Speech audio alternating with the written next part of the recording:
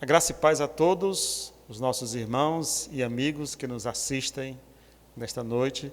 Vamos dar continuidade ao nosso culto online. É o que podemos fazer no momento. Queremos agradecer a todos os que assistiram conosco na semana passada. Soubemos que tivemos muitas pessoas assistindo. Foi uma bênção para todos nós. Então vamos continuar até o momento que pudermos nos reunir novamente. Essa é a ideia. Enquanto estamos passando por esse período, vamos continuar fazendo esses cultos. Sejam todos bem-vindos. É uma bênção e uma alegria para todos nós estarmos aqui realizando esse trabalho. E dizer também que, enquanto estamos trabalhando aqui, você vai trabalhando em sua casa, fazendo culto doméstico, lendo a Bíblia, até que possamos nos reunir novamente, se Deus quiser, para a honra e glória de Deus. Agora eu quero convidar todos para baixar suas cabeças. Vamos conversar com Deus.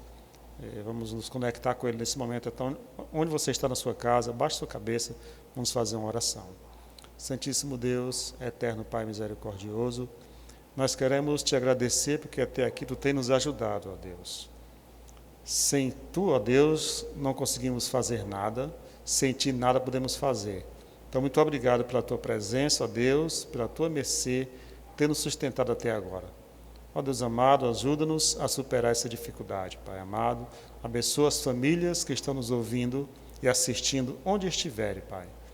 Com a Tua mão poderosa, Deus Pai, esteja abençoando e nos dando tranquilidade nesse momento tão difícil.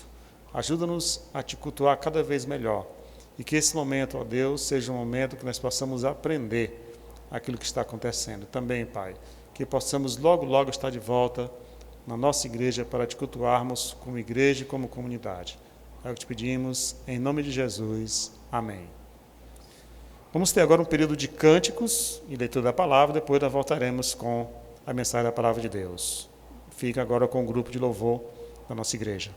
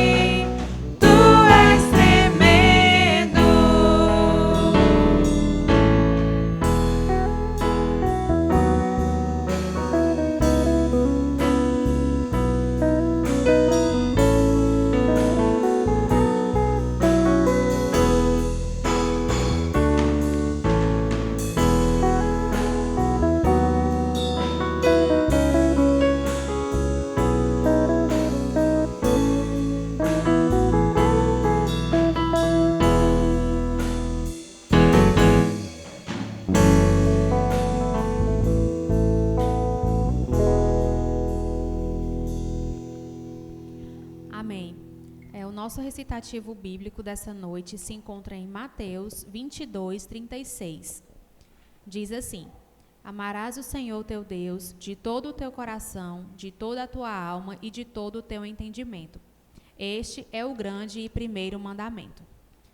O próximo cântico, vamos adorar o nosso Deus com o hino do cantor cristão, número 18, Amor Sem Igual.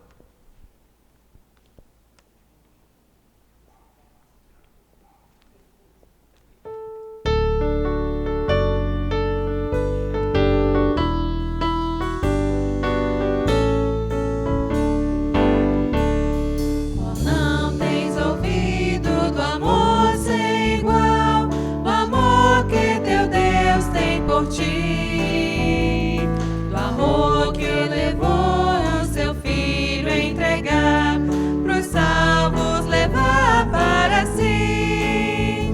Oh, crê nesse amor sem igual. Oh, crê nesse amor sem igual. A graça de Deus te chama do céu. Oh, crê nesse amor sem igual. Foram os grandes que Cristo chamou, nem justos veio Ele salvar. Mas pobres e fracos, culpados e maus, mandou pelos servos chamar. Oh, crê nesse amor sem igual. Oh, crê nesse amor sem igual. A graça de Deus te chama do céu. Oh, crê nesse amor sem igual. O homem, porém, não podia chegar à santa presença de Deus, porque seus pecados, qual grande montão, vedavam a entrada nos céus. Oh, crê nesse amor sem igual. Oh, crê nesse amor sem igual. A graça de Deus te chama do céu. Oh, crê nesse amor sem igual. Mas pelo seu sangue Jesus expiou a culpa dos crentes na cruz, tirando o pecado, o caminho mostrou, o qual para o céu nos conduz. Oh, crê nesse amor sem igual. Oh, crê nesse amor sem igual. A graça de Deus te chama do céu. Oh, crê nesse amor sem igual. E tu, pecador, não desejas então o amor do teu Deus conhecer? Por fé no Senhor como teu Salvador, irás alcançar tal prazer. Oh, crê nesse amor sem igual. Oh, crê nesse amor sem igual. A graça de Deus te chama do céu. Oh, crê nesse amor sem igual. Amém. No mesmo espírito de louvor e adoração, vamos glorificar o nosso Deus com o cântico Se Tu Minha Alma.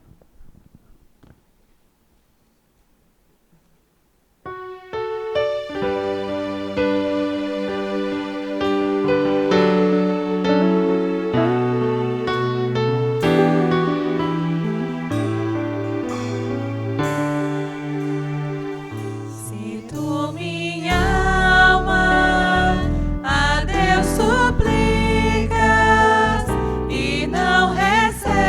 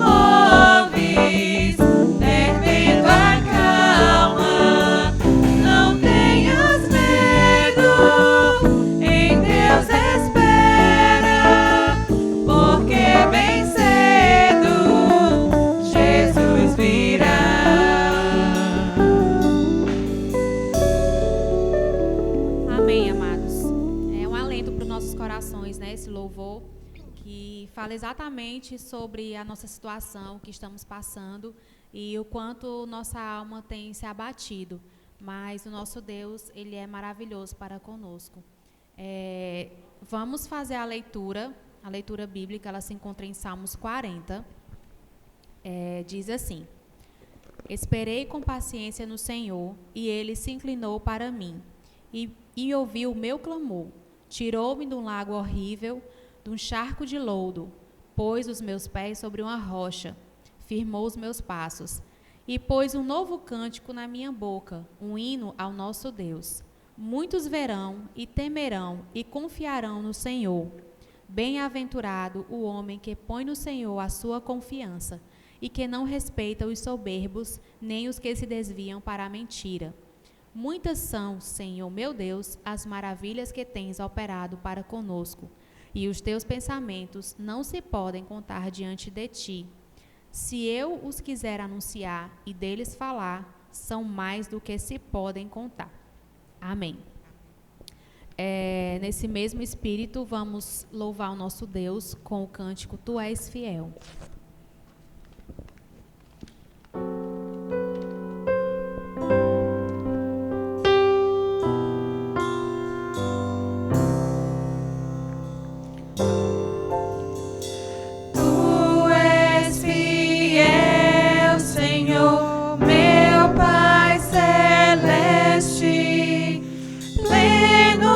Poder aos teus filhos dará.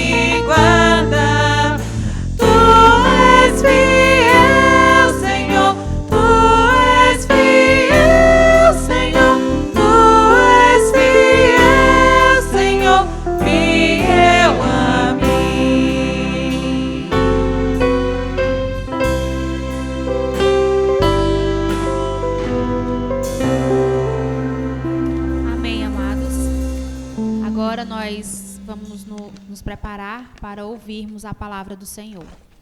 Muito bem, amados irmãos, a graça e paz mais uma vez a todos. Estamos aqui agora para ouvir a mensagem da palavra de Deus, aquilo que Deus tem preparado para nós para esta semana.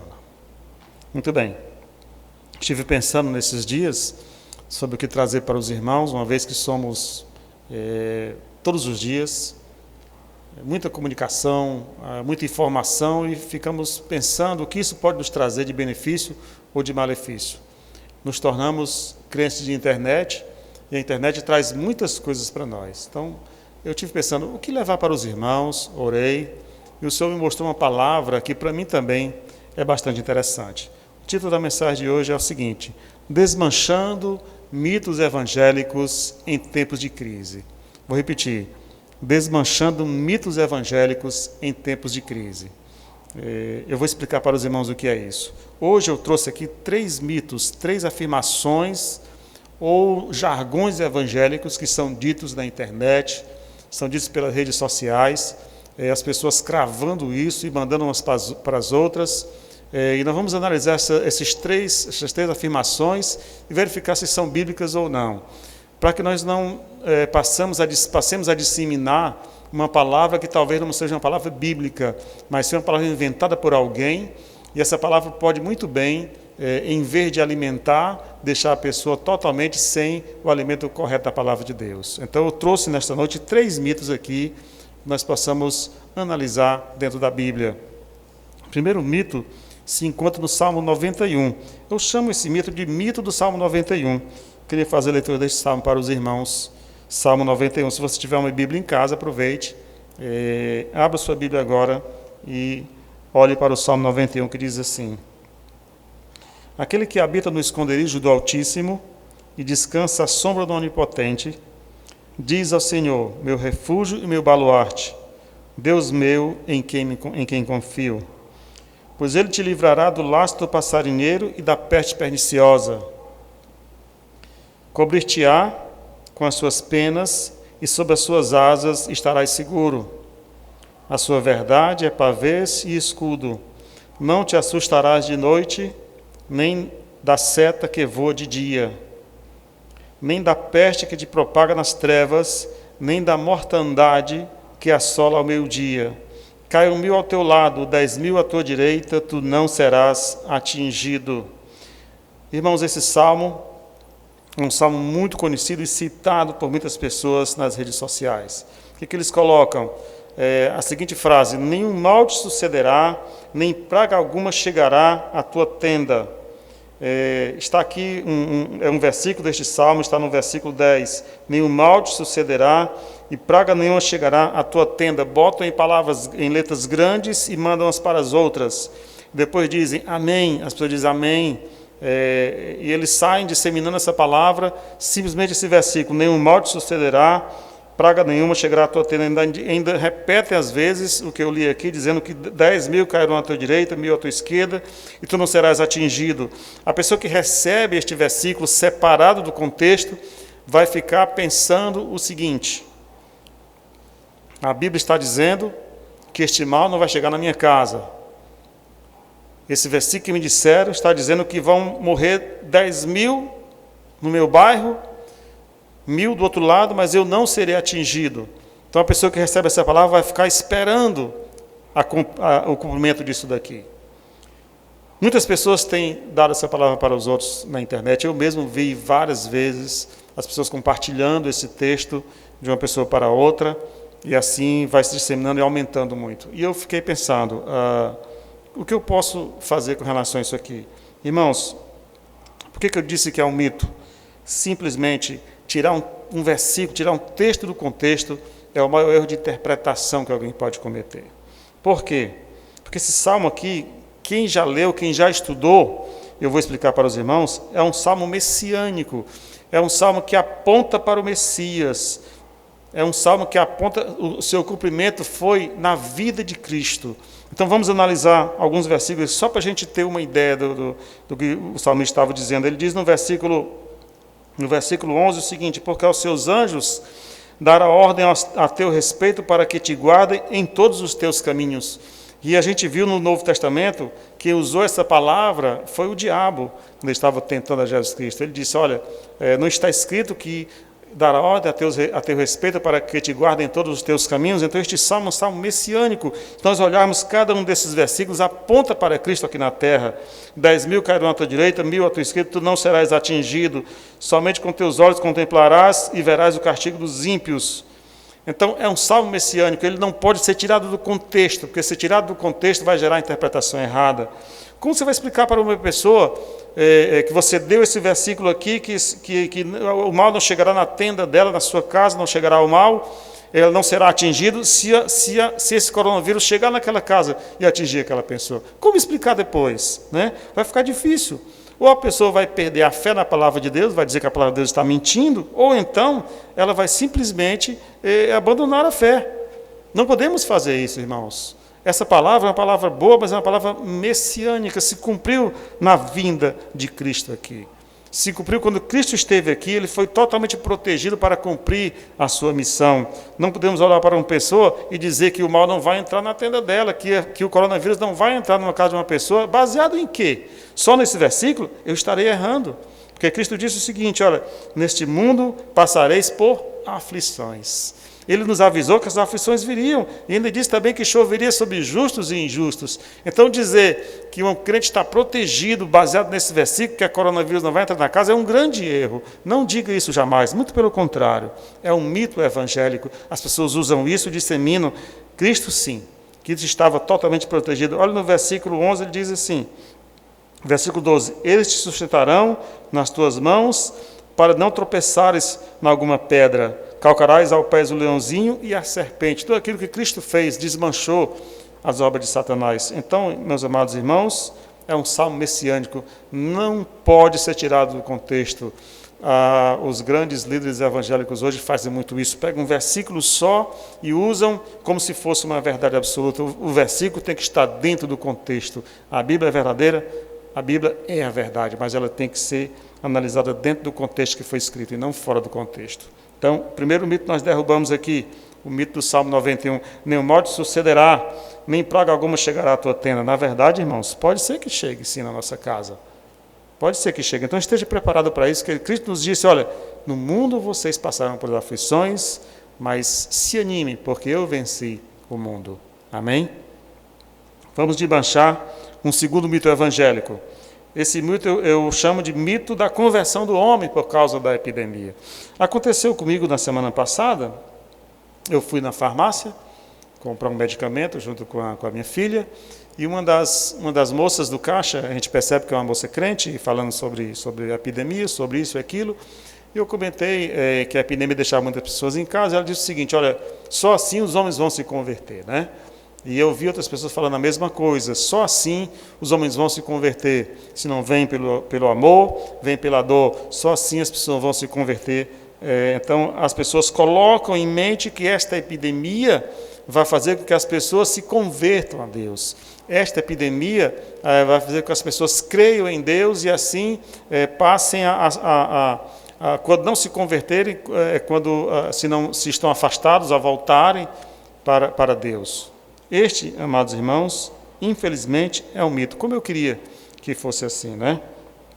Como eu queria que uma epidemia como essa acabasse transformando as pessoas, multiplicando a quantidade de pessoas que creem em Deus, trazendo aqueles que estão afastados. Como eu queria que isso fosse verdade. Mas, infelizmente, amados irmãos, é um mito. Olha o que diz a Bíblia aqui, em Apocalipse, capítulo 16.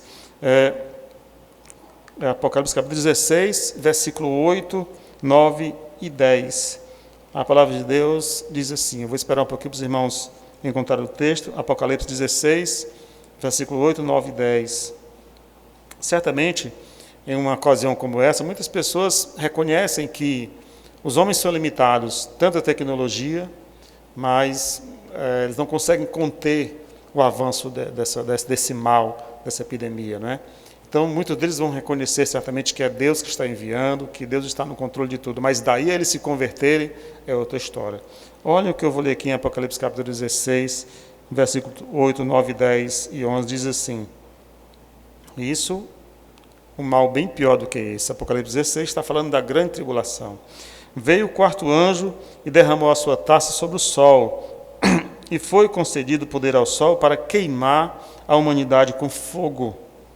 As pessoas foram queimadas pelo forte calor, e colocando a culpa em Deus, blasfemaram contra o seu nome, que tem domínio sobre estas pragas. Diante de tudo isso, ainda se recusaram a se arrepender de seus pecados, para poderem render glória a Ele. Amados irmãos, é o que está escrito na Bíblia, não estou inventando nada. Esta praga que estamos passando, esta doença, esta epidemia, não chega próximo do que vai acontecer no futuro. Muito pelo contrário, é apenas o princípio das dores, é o aperitivo para o que vai acontecer no futuro. E as coisas piorarão bastante. Notem que a Bíblia diz aqui que o sol vai queimar as pessoas de uma forma intensa. E mesmo com esse sol queimando, eles vão reconhecer que é Deus que controla a natureza, vão reconhecer que é Deus que está evitando tudo isso, mas eles reconhecem para blasfemar e não para se arrepender. Reconhecem que Deus tem o domínio sobre tudo isso. Olha, Deus tem o domínio sobre este mal, sobre estas pragas. Diante de tudo isso, recusaram a se arrepender dos seus pecados para poderem dar glória a Deus. O país está enfrentando uma crise e a gente percebe que as pessoas, em vez de se voltarem para Deus, muito pelo contrário, estão preocupadas com política, com tantas outras coisas. Em vez de se voltarem para Deus, a gente não vê as pessoas se convertendo, a gente não vê as pessoas buscando a Deus, muito pelo contrário, muitos deles estão até revoltados pelo que está acontecendo. Então, amados irmãos, não esperem conversões em massa por conta desta epidemia. Não vai acontecer, infelizmente. Vamos derrubar agora o terceiro mito.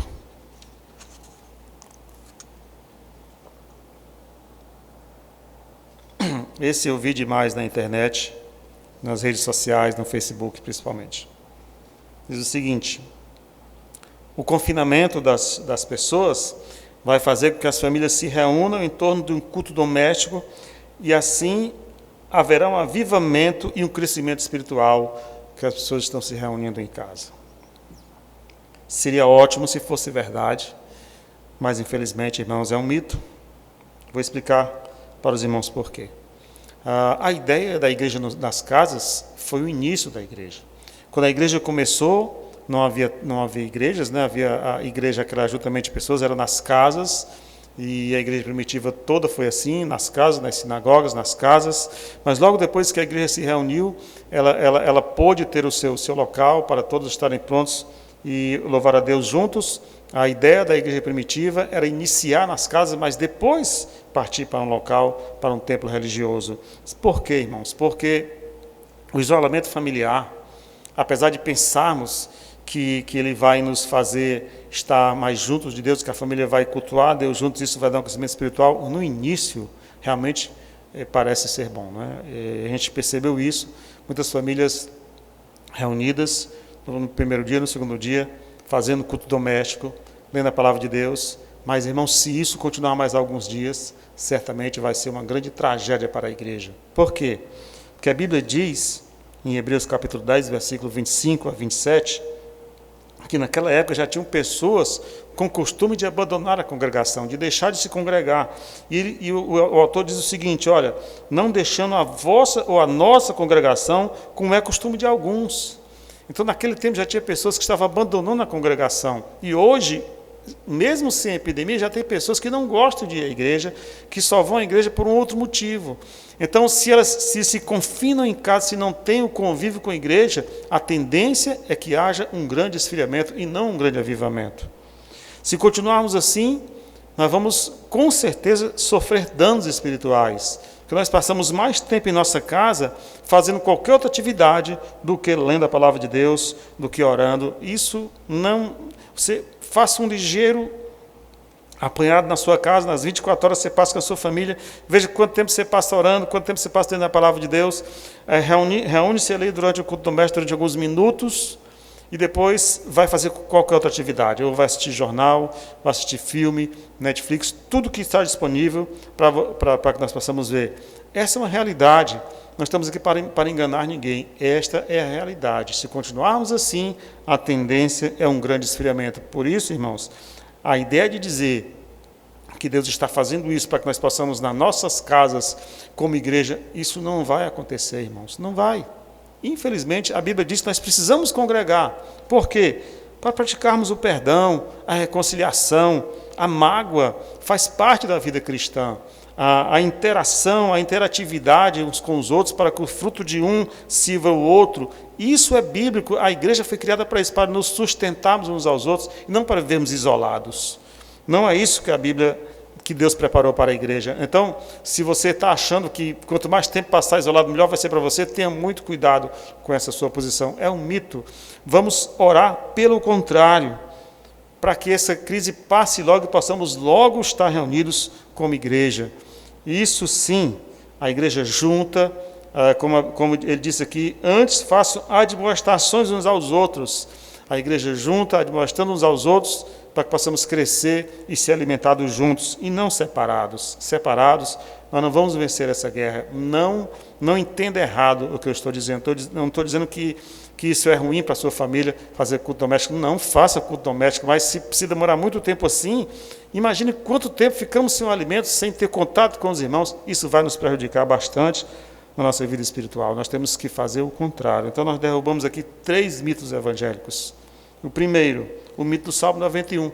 As pessoas dizem para as outras que não vai acontecer nada, que a tua tenda está protegida, que você não vai ser atingido. Isto é um mito.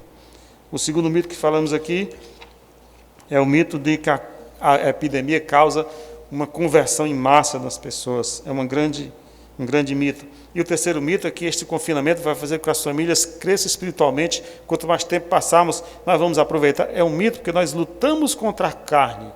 E a carne realmente tem um grande poder sobre todas as pessoas. Nós ainda temos essa velha natureza que vai sempre nos levar a fazermos as coisas que não agradam a Deus. E com o tempo as coisas vão piorando. E nós temos que pensar nisso também. Mas você pode me perguntar, pastor, então você me trouxe hoje 3 mitos evangélicos que foram derrubados. Então o que fazer diante de uma situação como essa? Não há uma solução mágica para isso. Mas a Bíblia é um livro completo. Ela nos ensina como viver, principalmente viver a vida cristã. E eu quero ler aqui um texto em Daniel, capítulo 9. Nada melhor do que verificar o que a Bíblia diz, como viver numa situação como essa. Daniel 9, um dos textos mais célebres da Bíblia. Quantas pessoas não disseminam por aí aquele outro mito do jejum de Daniel, não é? Vamos fazer o jejum de Daniel, o jejum de Daniel, o jejum de Daniel. Eu não estou aqui para criticar quem faz jejum, mas bem mais importante do que fazer o jejum de Daniel é orar como Daniel. Vamos ver então como Daniel. Daniel capítulo 9.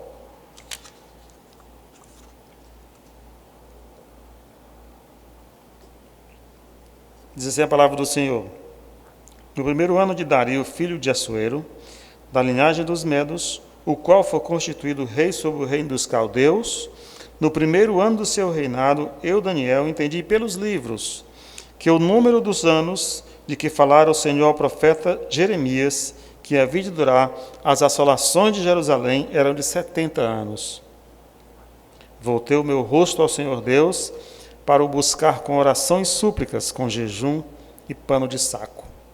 Orei ao Senhor Deus, confessei e disse, Senhor, Deus grande e temível, que guardas a aliança e a misericórdia para com os que te amam e guardam os teus mandamentos.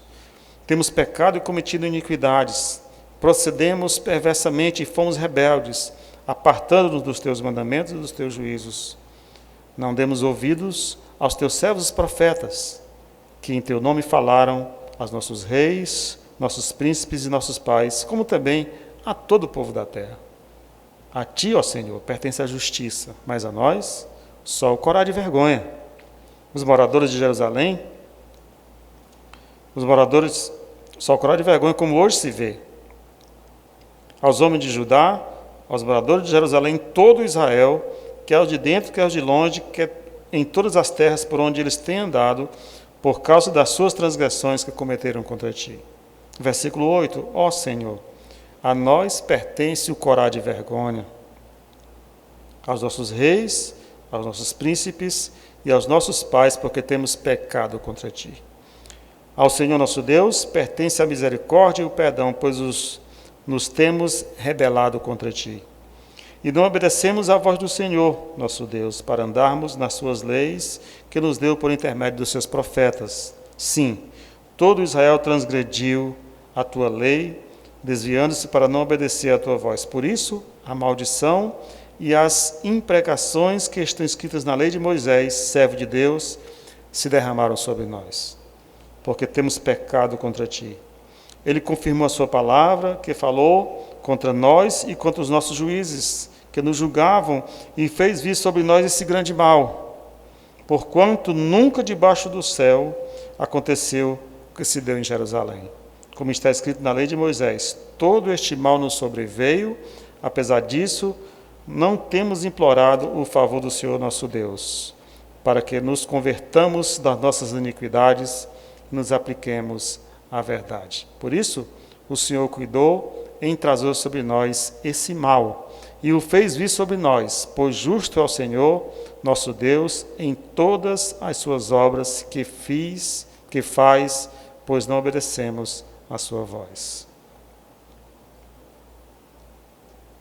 Esta é a oração de Daniel.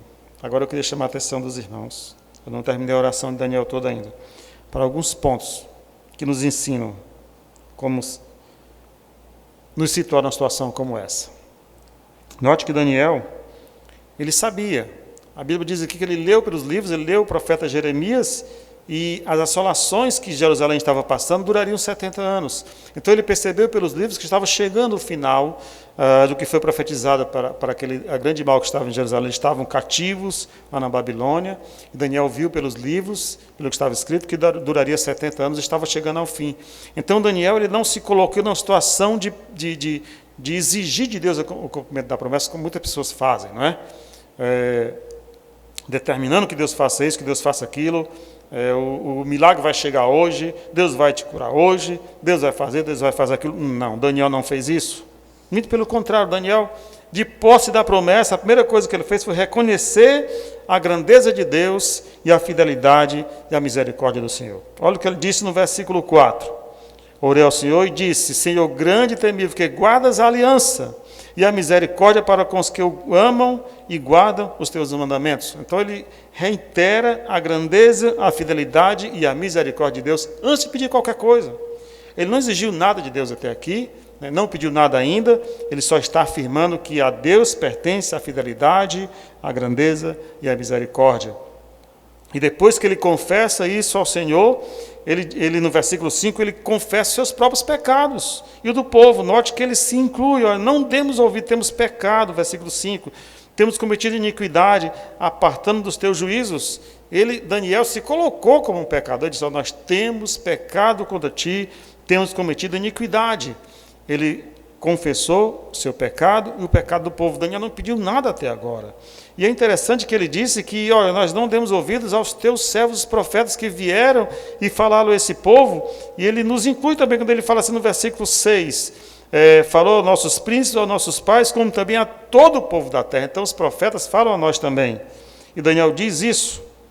E no versículo 6, ele diz, então, qual foi o pecado do povo? Sim, o pecado do povo foi rebelião. Rebelião, não obedeceram a Deus. E depois ele confessar o pecado dele do povo, ele reconhece que Deus é justo e o homem não. Ou seja, tudo aquilo que estava acontecendo era por justiça e o homem não entende isso. Deus é justo. Ele reconhece, olha, todo esse mal nos sobreveio porque nós pecamos e desobedecemos a Deus. Vamos nos imaginar na situação de Daniel. Ele coloca, esse mal veio sobre nós por nossa culpa. Deus não tem culpa de nada, ele é justo. E note que Jerusalém, o povo de Israel estava cativo em toda a nação, na Babilônia. Nós, irmãos, estamos enfrentando tudo isso por culpa nossa. Não pensem os crentes que Deus está castigando os ímpios, não. Nós também, como crentes, temos pecados a confessar, temos pecados adiante do Senhor derramar para que esse mal passe sobre nós. Não temos que soltar por aí jargões evangélicos, como entra na tua casa, ela não vai ser atingida. Eu não vi em página nenhuma da internet alguém dizer assim, confessa os seus pecados diante do Senhor. Eu não vi ninguém dizendo assim, vamos todos crentes do Brasil nos ajoelharmos, confessar os nossos pecados para que Deus tenha misericórdia. Não, eles só ficam profetizando que vai passar, que não vai te alcançar. Não foi isso que Daniel fez. Não foi isso que Daniel fez. Ele reconheceu a grandeza de Deus, a fidelidade de Deus, se incluiu como pecador, confessou o pecado do povo, reconhece que estava passando por aquilo porque Deus é justo. Estamos passando por que estamos passando hoje, irmãos, porque Deus, olha o que Daniel diz no versículo 11, sim, todo Israel transgrediu a sua lei, desviando-se para não obedecer, por isso veio sobre nós todo esse mal. Daniel, assim como nós temos que reconhecer que estamos passando, é por culpa nossa, e eu incluo nisso também.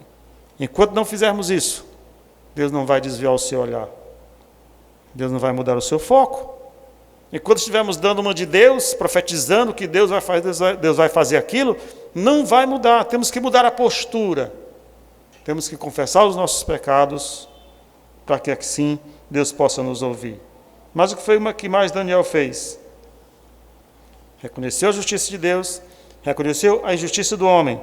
Nos versículos 17 e 19 desse mesmo capítulo, ele finalmente se inclina perante o Senhor e faz o seu pedido. Ele diz o seguinte, versículo 18, inclina, ó Deus meu, os ouvidos e ouve.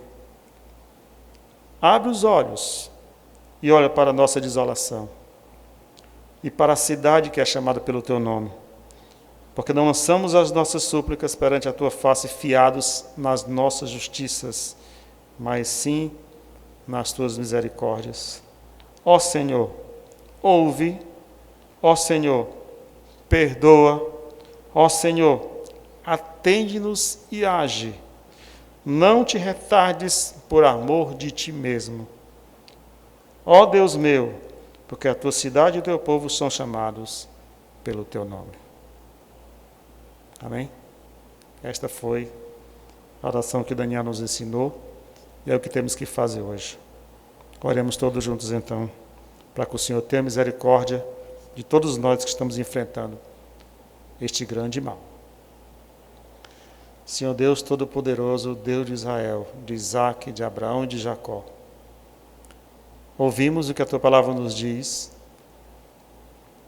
como temos feito errado, Senhor, como as pessoas do mundo, mesmo do mundo evangélico, têm entendido errado, têm determinado ações que só Te pertencem, não têm reconhecido, ó Deus, que o pecado é o pecado de todos nós, e não só das pessoas que estão no mundo. Que nós temos que nos curvar diante de Ti, ó Deus, e suplicar pelas nossas faltas. É o que estamos fazendo agora, Pai. Estamos curvados em nossas casas, pedindo perdão pelos nossos pecados. Ó Deus, perdoa pela Tua misericórdia. Tire de nós esse mal, ó Deus. Age segundo a Tua vontade e Teu propósito, em nome de Jesus. Amém.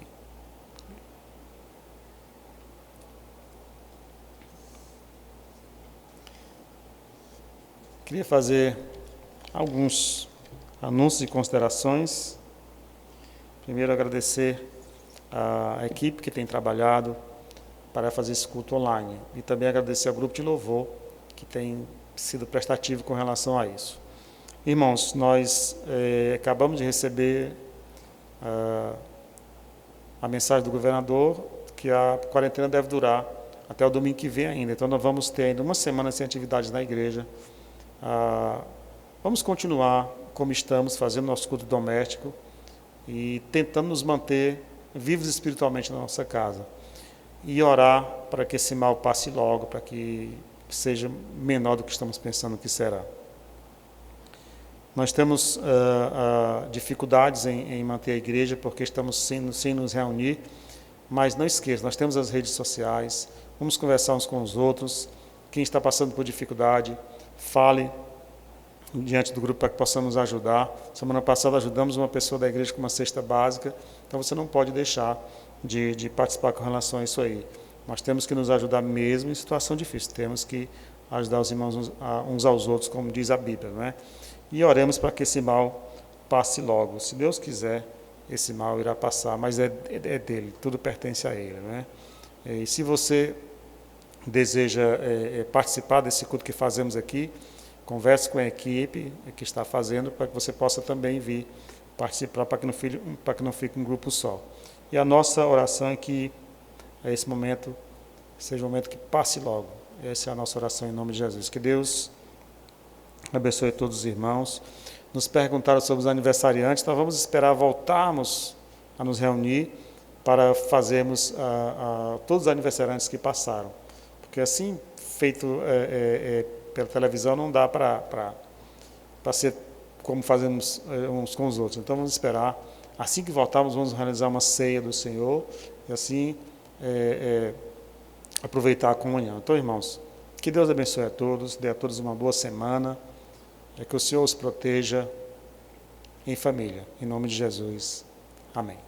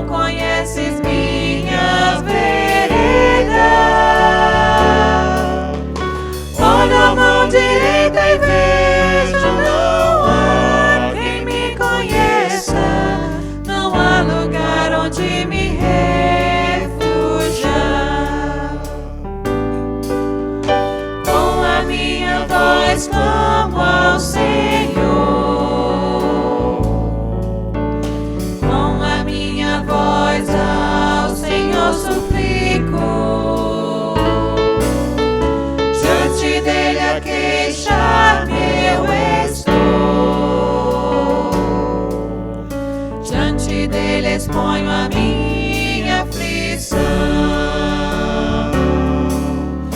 Ó Senhor, a ti clamei, pois tu és o meu refúgio e o meu tesouro entre os viventes. Vem, atende a minha prece, estou muito abatido. Livra-me, vem do forte tentador.